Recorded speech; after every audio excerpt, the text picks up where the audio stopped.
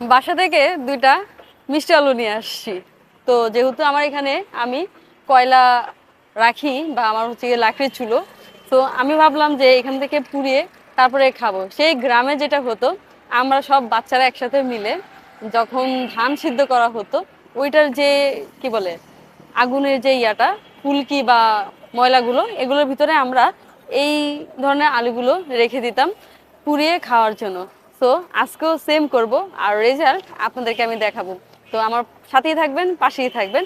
আমি প্রথমেই আমি এখানে আমার রান্না হয়ে গেছে, কয়লা আছে।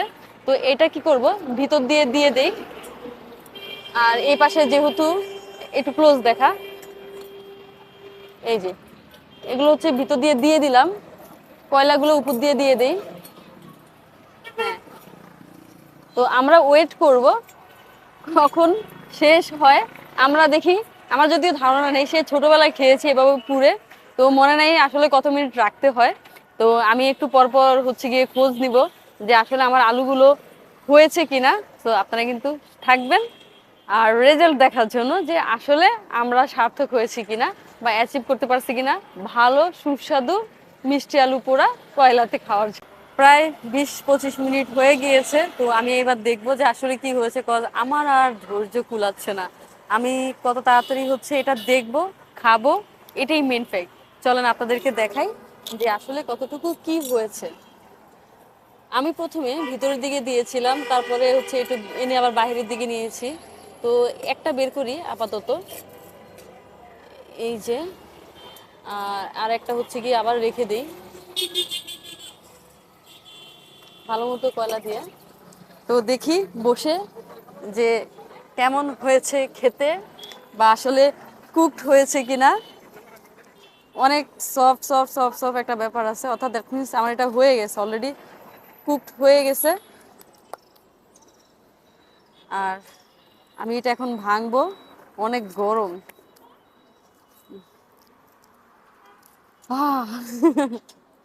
এই যে আপনারা দেখতেই পারতেছেন যে আমার এটা আসলেই কুকড হয়ে গেছে। তো একটু খেয়ে দেখি। অনেক সফট হয়ে গেছে, বেশি হয়ে গেছে, অনেক বেশি হয়ে গেছে, অর্থাৎ আমাকে এটা আরো বেশি আগে উঠানোর দরকার ছিল, বাট আমি লেট করে ফেলছি। হুম।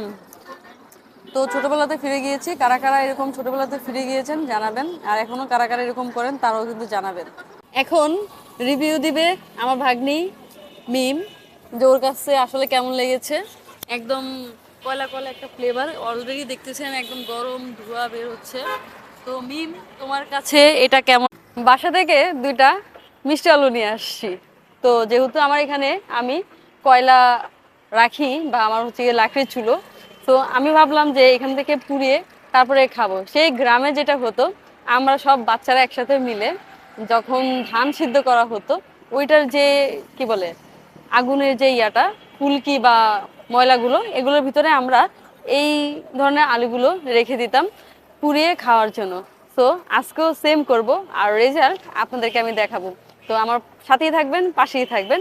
আমি প্রথমেই আমি এখানে আমার রান্না হয়ে গেছে, কয়লা আছে। তো এটা কি করব, ভিতর দিয়ে দিয়ে দেই। আর এই পাশে যেহেতু একটু ক্লোজ দেখা, এই যে এগুলো হচ্ছে ভিতর দিয়ে দিয়ে দিলাম, কয়লাগুলো উপর দিয়ে দিয়ে দেই। হ্যাঁ, তো আমরা ওয়েট করব কখন শেষ হয়। আমরা দেখি, আমার যদিও ধারণা নেই, সে ছোটবেলায় খেয়েছি এভাবে পুড়ে, তো মনে নেই আসলে কত মিনিট রাখতে হয়। তো আমি একটু পরপর হচ্ছে গিয়ে খোঁজ নিব যে আসলে আমার আলুগুলো হয়েছে কিনা। তো আপনারা কিন্তু থাকবেন আর রেজাল্ট দেখার জন্য যে আসলে আমরা সার্থক হয়েছি কিনা বা অ্যাচিভ করতে পারছি কিনা ভালো সুস্বাদু মিষ্টি আলু পোড়া কয়লাতে খাওয়ার জন্য।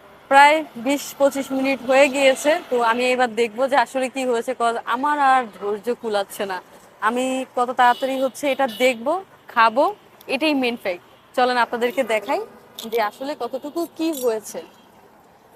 আমি প্রথমে ভিতরের দিকে দিয়েছিলাম, তারপরে হচ্ছে একটু এনে আবার বাইরের দিকে নিয়েছি। তো একটা বের করি আপাতত, এই যে। আর একটা হচ্ছে কি আবার রেখে দিই